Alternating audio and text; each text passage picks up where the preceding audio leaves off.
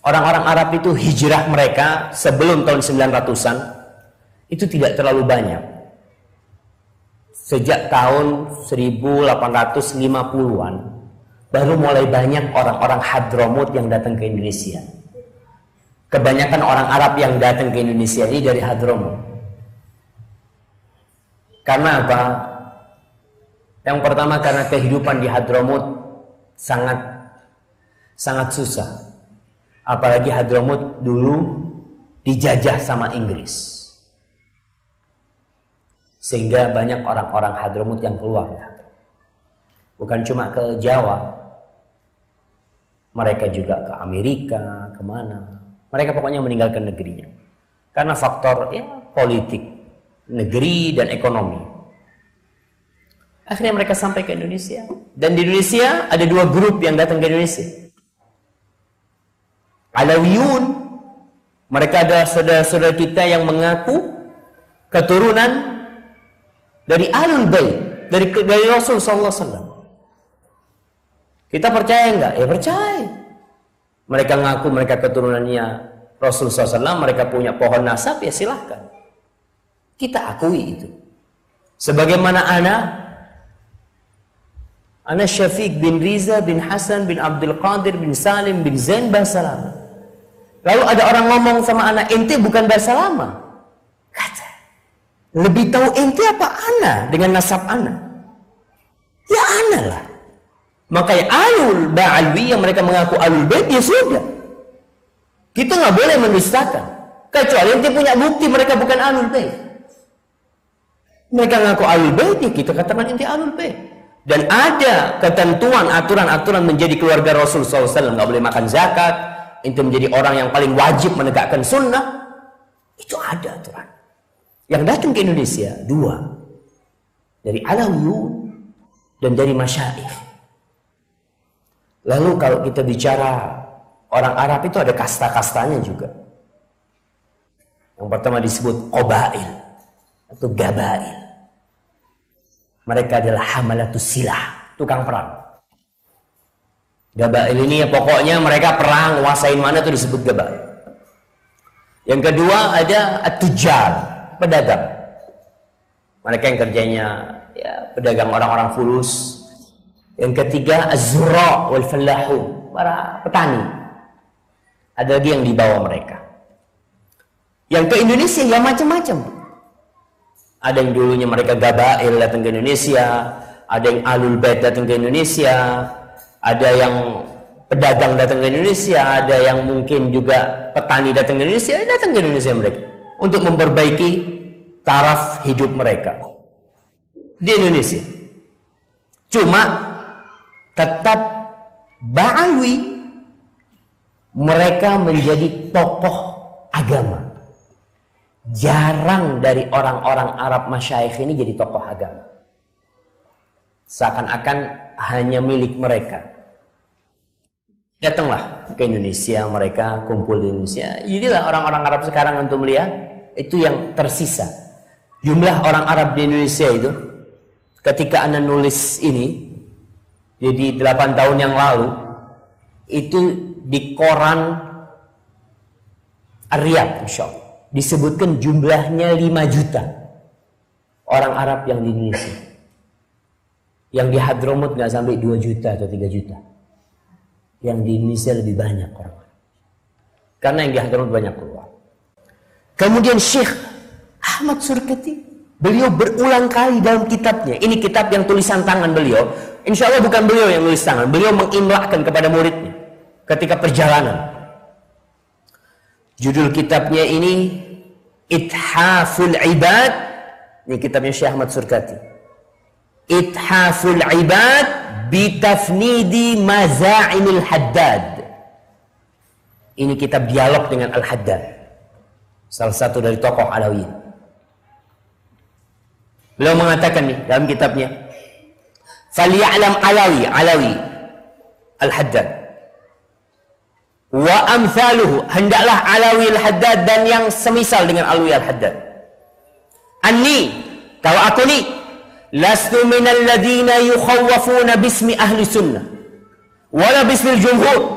Aku bukan termasuk orang yang yang bisa ditakut-takutin dengan ahlu sunnah, jumhur ulama. Nggak, aku nggak perlu ditakut-takutin dengan ucapan-ucapan seperti itu.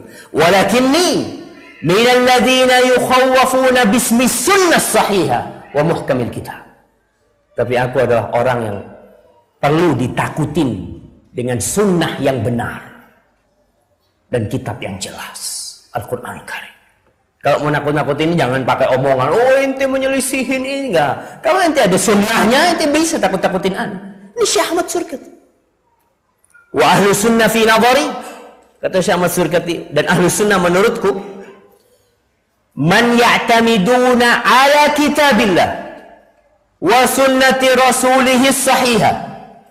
Ahlu sunnah itu adalah orang yang bersandar kepada kitabullah dan sunnah yang benar, sunnah Rasul SAW yang sahihah. Faman ja'ana, ini Syekh Ahmad Surkati ngomong dalil udah. Faman ja'ana bi ghairi hujjatin thabitatin minhuma, siapa yang datang kepadaku tanpa dalil yang jelas dari Quran dan sunnah, fala qimata li kalamihi indana fil umuri diniyah. Omongan dia untuk urusan agama nggak ada nilainya buat kita. Kalau sudah menurut ana, menurut kita orang, menurut sudah jangan. Siapa juga nggak mau. Kita ini urusan agama, jangan menurut ente, jangan menurut nenek ente, jangan. Ini menurut Al-Quran dan Sunnah. Ini urusan agama.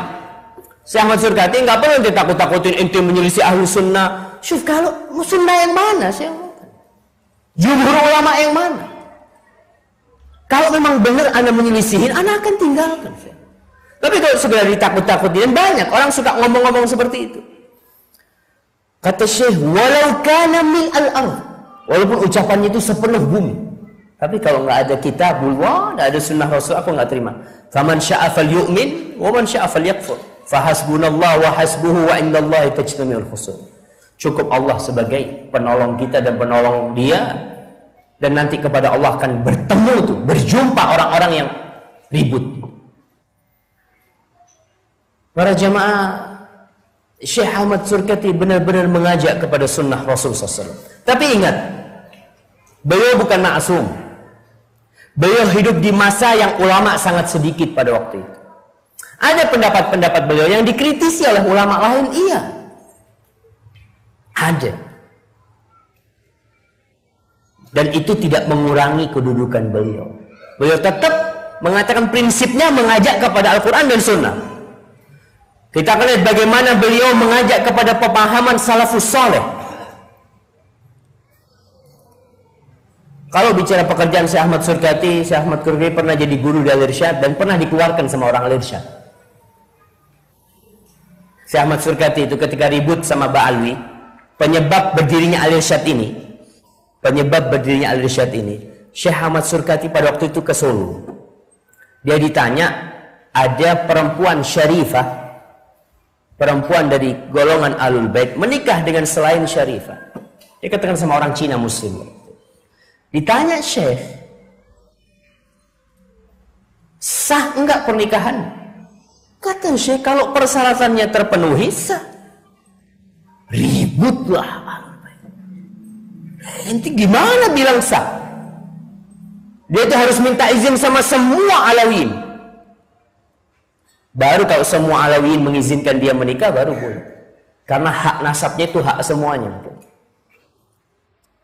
Akhirnya Syekh pulang dari Solo ke Jakarta, mulai ada perubahan di orang-orang Alawiyin. Syekh nggak disapa, sampai akhirnya Syekh mengundurkan diri. Padahal yang datangkan Alawiyin. Ketika Syekh mau pulang, disebutkan Syekh lagi duduk di stasiun, ketemu sama Nagibul Arab, Umar Manggus. Ada kapten Arab yang ada di Jakarta, namanya Umar Manggus. Umar Manggus ini melihat Syekh, ente kenapa? Kata dia. Antum kalau tahu kondisi orang Arab pada waktu itu. Umar Manggus itu pernah ketemu sama salah satu habaib. Dia itu kapten Arab di stasiun. Katanya, ini salah satu habaib, itu cium tangan. Kata Umar Manggus, Beb, nanti ente di rumah anak kasih 10 kali saya bukan. Tapi di sini banyak orang, masa anak cium? Dan itu dipraktekkan di Madaris Alawiyin. Syekh Ahmad Surkati, salah satu penyebab dia keluar juga, ada 2 orang dari keluarga siswa di madrasah di Jamiatul Khair ini ngomong, Syekh, anak punya usul, Syekh. Kata, apa usul nanti? Anak kepingin, jadi nanti itu yang bukan Alawiyin, kalau pagi mau masuk sekolah, itu cium tangan semua sama tangannya yang murid-murid Alawiyin. Kata Syekh, ente ngomong kayak gitu? Marah, Syekh.